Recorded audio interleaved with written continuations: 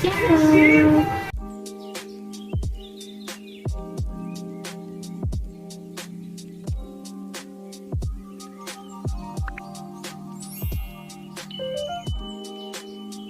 Oke teman-teman, di sini untuk kali ini kita akan membahas sebuah materi tentang komunikasi. Tapi di sini aku sendirian. Aku buat salah satu teman aku nih, ada Kavina. Kavina gimana kabarnya sekarang Kavina? Alhamdulillah baik, sehat. Sehat ya? Alhamdulillah. Kali ini kita akan bahas tentang ilmu komunikasi nih Kavina. Menurut Kavina menarik kan? Menarik dong, Menarik banget ya. menarik banget. Nah teman-teman semua, jangan lupa ya tonton terus sampai habis. Dan di sini kita belajar bareng-bareng ya. Kita tuh memberikan suatu edukasi tentang ini bukan berarti kita mau menggurui, bener nggak sih? Sekedar sharing banget. Ya, kita sama-sama belajar. Nanti kalau ada yang salah, kurang nih dari penjelasan kita, komentar langsung aja nih. Tanyakan apapun itu. Oke, di sini kita akan bahas tentang pentingnya mendengarkan dalam berkomunikasi. Nah, di sini menurut Kavina kira-kira kenapa sih hari ini atau kali ini kita membahas tentang pentingnya mendengarkan dalam komunikasi? Kenapa kira-kira? Pentingnya kita membahas komunikasi karena 70% waktu manusia itu digunakan untuk kegiatan komunikasi teman-teman. Seperti membaca, menulis, mendengarkan, dan berbicara. Dan aku juga pernah dengar nih Kavina, salah satu dari YouTuber menyatakan bahwa kita itu lebih banyak mendengarkan daripada kita berbicara. Menurut Kavina benar atau enggak sih kalau kayak gitu? Betul, kita lebih baik mendengarkan. Maka dari itu kita sebagai pendengar di sini harus tahu nih sebenarnya gimana sih cara menjadi pendengar yang baik, gimana sih cara menjadi pendengar yang berkualitas. Jangan lupa ya, ikutin terus sampai habis penjelasan kita kali ini. Kita belajar bareng-bareng, kita tidak menggurui, tapi kita belajar bareng. Kita hanya sekedar sharing. Betul. Oke, sekarang Kavina, menurut Kavina nih, bedanya mendengar dan mendengarkan itu apa sih? Bedanya mendengar dan mendengarkan itu tidak sekadar mendengar suara yang ada, tapi ada proses konsentrasi dan perhatian. Sedangkan mendengar itu proses menangkap pesan karena memang pesan itu ada datang secara otomatis gitu. Pesan itu bisa lebih singkatnya. Contohnya deh, mendengar itu seperti apa kalau mendengar? Kalau mendengar itu lebih secara otomatis kan? Kita mendengarkan musik gitu. Mendengarkan Pesan musik. dari lagu tersebut itu otomatis akan nyampe gitu ke kita. Tanpa distrukturin Oh. dan musik itu kan biasanya menyeluruh ya, ke Ya. siapa aja tuh. Siapa aja Betul banget tuh. Kalau misalnya mendengarkan itu lebih ke konsentrasi dari perhatian. contoh seperti sama-sama curhat nih gitu.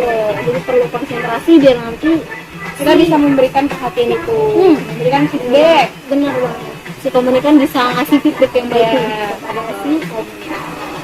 Oke teman-teman, itu dia versus dari mendengar dan mendengarkan. Kalian semoga di sini paham ya. Kalau misalnya yang kurang paham, kalian bisa tanya di kolom komentar. Nanti kita akan buat sesi kedua kalau misalnya ada banyak nih yang masih kurang jelas.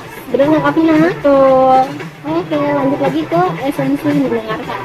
Dari esensi mendengarkan, orang Cina kuno itu sudah tahu bahwa ketika mendengarkan dengan telinga kita tuh lebih baik memperlakukan pembicara itu sebagai raja. Kenapa? Karena fokus kita itu atau perhatian kita itu akan 100% kepada si pembicara. Lanjut lagi pembahasan tentang proses mendengarkan. Terus mendengarkan itu ada 5 teman-teman menurut Devito di tahun 2000. Yang pertama ada receiving, yang kedua ada understanding, yang ketiga ada remembering, dan keempat evaluating, dan yang terakhir itu responding. Jadi ada 5 ya. Yang pertama receiving, understanding, remembering, evaluating, and responding. Kita akan bahas satu persatu biar lebih jelas dan tidak terjadi miskomunikasi. Baik, lanjut lagi ke pembahasan tentang receiving. Lanjut Kavina, untuk receiving sendiri itu apa sih Kavina? Receiving itu teman-teman yaitu menerima atau mendengarkan dimulai dengan menerima pesan yang dikirim oleh pengirim pesan, baik pesan verbal maupun non-verbal. Hal ini terdiri dari kata, sikap, ekspresi wajah, dan variasi volume dan kecepatan. Seperti itu. Contohnya, bahwa pada tahap penerimaan mendengar menerima bagian dari pesan dan akibat adanya gangguan maka pesan tersebut gagal untuk diterima dengan baik. Dikarenakan ketidakmampuan seseorang dalam membagikan maksud atau pengertian lain secara persis, gagal untuk memahami. Gagal untuk memahami. Mungkin lebih ke komunikator juga itu kurang jelas ya. Menginformasikan pesannya gitu. Jadi si pendengar kurang memahami apa yang si komunikator ini lagi pesan yang disampaikan komunikannya. Yang kedua, aku jelasin sedikit nanti Kak Vina kalau dikoreksi ya. Yang kedua ini ada proses dalam mendengarkan yaitu memahami. Nah, memahami ini adalah bagian di mana mendengar apa yang dimaksudkan oleh pesan atau speaker, yang mana kita itu akan berpegang kepada pikiran dan sistem. Aku pernah dengar dari salah satu YouTuber juga, kalau dalam proses memahami ini lebih sulit. Iya betul. Komunikasi kenapa ya? Mungkin karena adanya sifat emosional, lebih ke menekankan emosi gitu ya. Dia lebih perasaan gitu. Perasaan kan bisa dipahami Kak. Betul banget tuh. Yang ketiga Kak Vina ada mengingat. Apa sih Kak Vina maksud dari mengingat ini sebenarnya? Mengingat itu untuk mengefektifkan proses pendengaran ini, mengingat pesan sangat diperlukan. Layaknya mencatat pembicaraan komunikator atau speaker dalam sebuah rapat. Menurut Devito, ingatan merupakan hal yang sangat penting karena ingatan merupakan reka ulang dari sebuah kenyataan yang telah terjadi, terutama reka ulang dari pesan yang sudah didengar, sehingga hal ini dapat membuat kita merasakan kembali atau mendapatkan kembali pesan yang sudah diterima sebelumnya. Jadi lebih simpelnya itu kalau nanti si komunikator itu udah gak ada lagi nih di sisi kita, atau misalnya ini jauh nih, misalnya udah lebih jauh deh gitu, udah kemana kita bisa nginget itu gitu ya, kayak sampaikan mengingat. Nah yang keempat, lanjut lagi mengevaluasi atau bisa dikatakan kritikal untuk ada pesan. Nah, dalam evaluasi ini atau dari kritikan ini terhadap pesan yang disampaikan, kita mungkin mencoba untuk melakukan evaluasi yang tinggi atau komunikator dengan menggarisbawahi maksud ataupun tujuan dari pembicaraan atau aja sih yang dibutuhkan dalam proses mendengar. Karena hal ini tuh terkadang kita nggak sadari Kak, kita tuh biasanya tanpa kita ketahui perasaan dari si komunikatornya gitu. Kadang lebih banyak ini nggak sih kayak kesalahpahaman ya. Dan yang terakhir itu ada respon. Respon dalam hal mendengarkan terjadi dalam dua fase pemesanan, yaitu respon yang Anda buat ketika pembicara atau komunikator berbicara, dan yang kedua itu respon yang Anda buat setelah pembicara atau komunikator berhenti berbicara. Respon itu merupakan feedback sebenarnya. Feedback dari pesan yang kita terima. Oke, dari dua fase ini kita bahas satu-satu.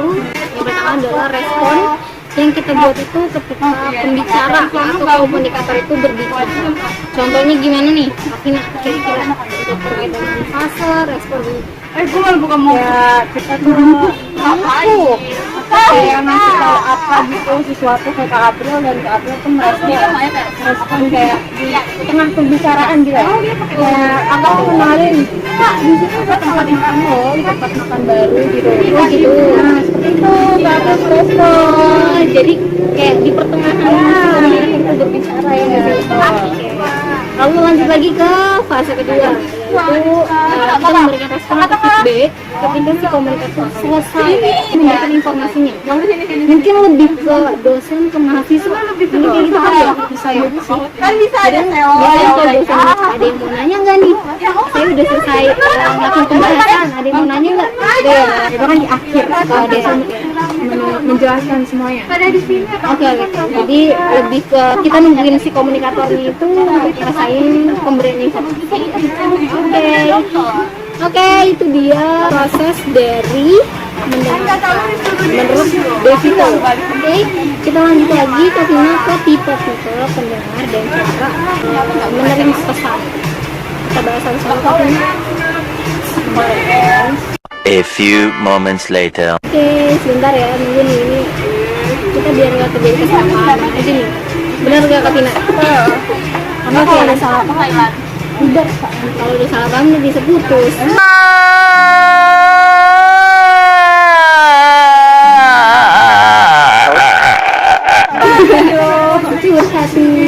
Oke.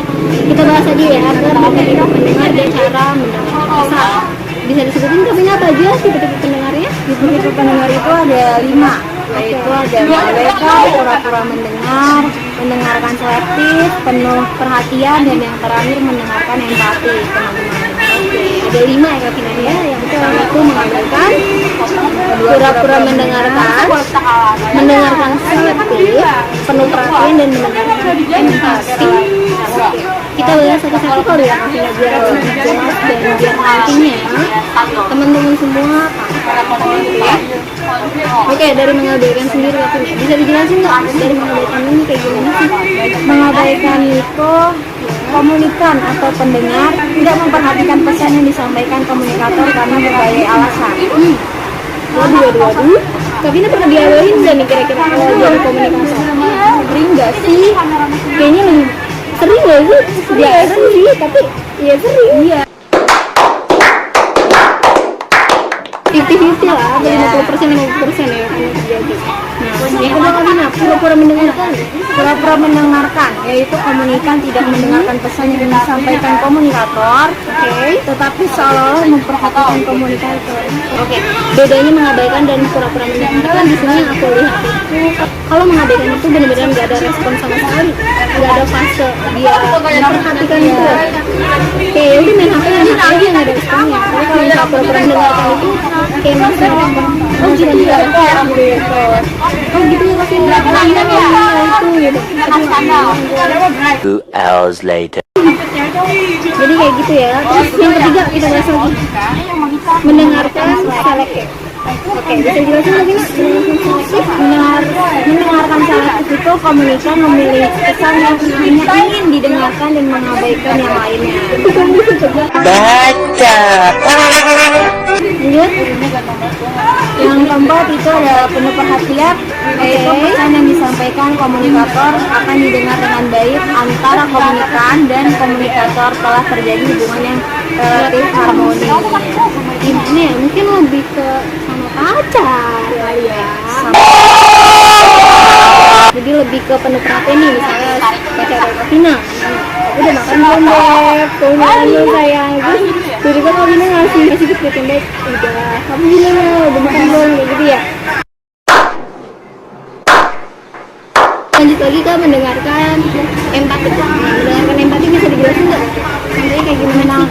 Mendengarkan empati itu pesan yang disampaikan oleh komunikator akan didengarkan dengan jauh lebih baik dan memberikan pesan yang kuat sehingga relatif akan lebih lama dimengerti. Ini mah lebih ke IQ tinggi nggak sih? Kayak bisa jadi sih.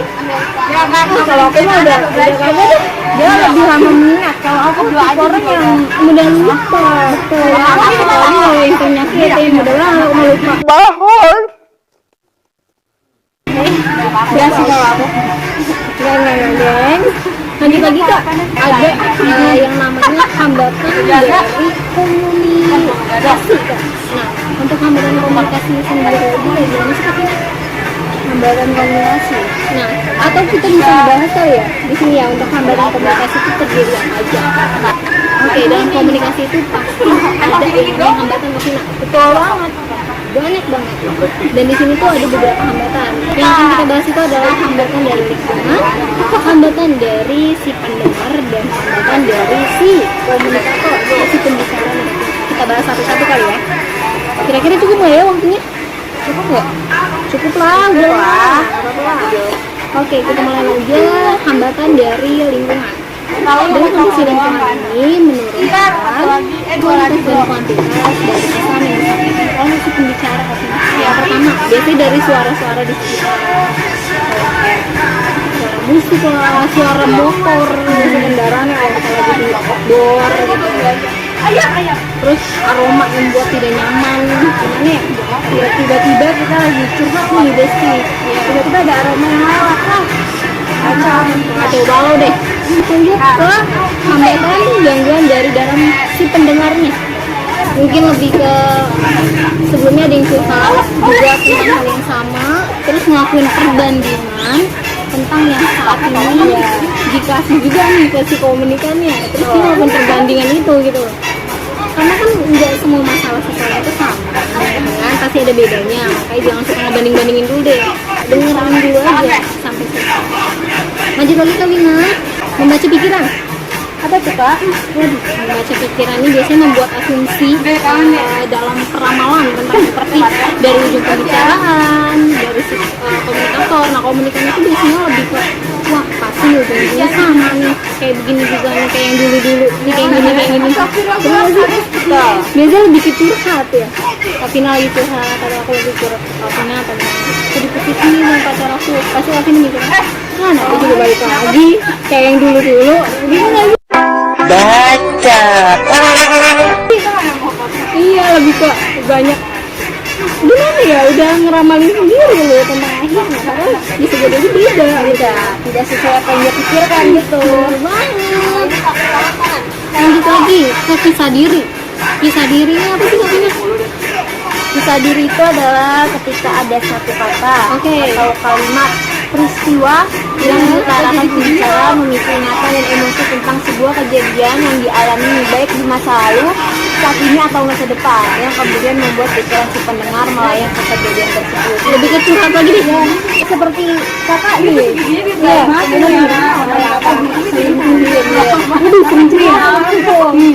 lanjut. otomatis kalau misalkan aku punya pengalaman seperti itu, aku akan mengingat ke masa lalu aku, kurang lebih seperti itu lah ya Kak. Oh, betul banget. Jadi kayak kita sama ya. Betul banget. Jadi ingat-ingat lagi. Lanjut ke hambatan dari ciri yang ketiga, yaitu hambatan yang berasal dari pembicara. Hambatan yang berasal dari pembicara. Oke, apa aja sih hambatannya Kak? Yang pertama itu ada hambatan kultural atau budaya, yaitu komunikasi yang kita lakukan dengan orang yang memiliki kebudayaan dan latar belakang yang berbeda, mengandung arti bahwa kita harus memahami perbedaan dalam nilai-nilai, kepercayaan dan sikap yang dipegang oleh orang lain. Oke, mungkin lebih ke ada yang memiliki suku yang sebenarnya mereka itu berbicara itu enggak marah ya, tapi lebih ke tegas ya. Jadi nadanya tinggi tapi dia nggak ngegas gitu, kayak emang bawaan dia seperti itu. Iya, benar banget tuh. Kadang ada ya beberapa suku yang memang kayak gitu ya guys ya. Jadi ngebawa suatu informasi itu dengan nada yang agak tinggi. Nah, jadi terkadang si komunikan itu lebih ke ih, kok dia ngasih informasi tapi marah-marah, padahal nggak seperti itu. Dia kayak gitu. Ada bawaan, Bener banget tuh, di bawaan dari suku atau budaya dia seperti itu. Iya, bener banget. Makanya kita harus tahu nih teman-teman bahwa kita tuh memiliki budaya yang banyak banget di Indonesia ini, bukan cuma satu, dari Sabang sampai Merauke. Betul banget. Jadi kita harus paham betul. Kita jangan gampang emosi, jangan gampang kebawa perasaan. Enggak, itu aja sih teman-teman. Yang kedua nih ada hambatan fisik atau fisiologis, lebih kepada kondisi tubuh si pendengar atau pembicara yang mempengaruhi kualitas pesan yang diterima atau disampaikan. Misalnya ini apa tuh, si pembicaranya lagi lapar atau lagi sakit, biasanya lemes banget tuh ngasih informasinya.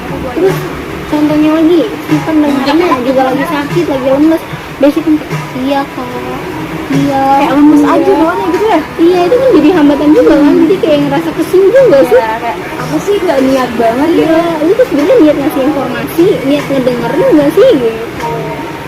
Oke, teman-teman, itu aja pembahasan kita kali ini. Nanti untuk kedepannya kita akan lagi ya, kita akan banyakin lagi materialnya. Tapi kalian jangan lupa ya, di komen apa sih yang kurang, sebenarnya apa sih yang mau dibahas lagi nanti kedepannya. Tapi Kapina kalau nanti aku ngundang Kapina lagi buat ikutan lagi dalam membahas materi tentang komunikasi, Kapina bersedia nggak nih kira-kira? jangan semangati. Seru gak sih kira-kira? Seru ya, aku jadi seneng banget nih. Kayak dapet pengetahuan baru gitu. Seru banget ya. Nambah pengetahuan. Oke. Menurut kalian nih salah dari kita apa sih? Nanti tolong dikoreksi ya teman-teman. Kemungkinan nanti takutnya ada informasi yang salah dan kalian merasa aduh ini seharusnya nggak usah nih dijelasin kayak gini nih, ini seharusnya penjelasannya salah nih gitu. Harus dikoreksi lagi nih teman-teman. Oke, itu aja yang kita bahas. Jangan lupa like, comment, and subscribe. Bye. When I see your face, there's not a thing that I would change, 'cause you're amazing.